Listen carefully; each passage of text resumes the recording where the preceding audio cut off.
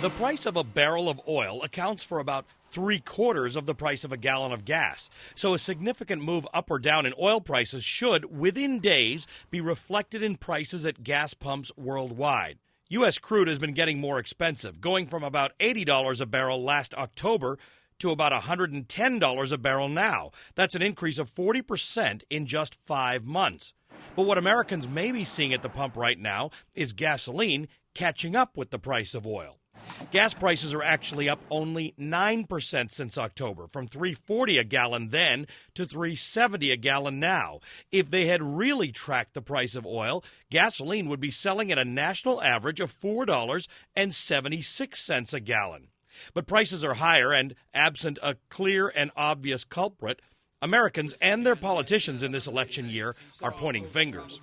Legendary oil investor Boone Pickens says blaming speculators is a tired old saw. That's the first thing that politicians will say, the speculators are doing it.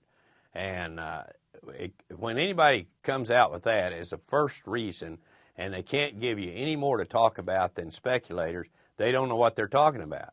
Pickens says the mix of increased global demand and just the potential loss of the 2 million barrels per day that Iran currently supplies the world has got investors worried. Iran has threatened to shut down the Strait of Hormuz, a choke point on the eastern end of the Persian Gulf, just 21 miles wide at its narrowest point, through which an estimated 1/5 of the world's oil passes. But Iran depends heavily on the revenues from that oil and may not want to jeopardize them. Still, companies like airlines, which actually use oil, speculate on it to protect their businesses and hedge against price spikes. Others, investors who will never need the oil, invest just for profit.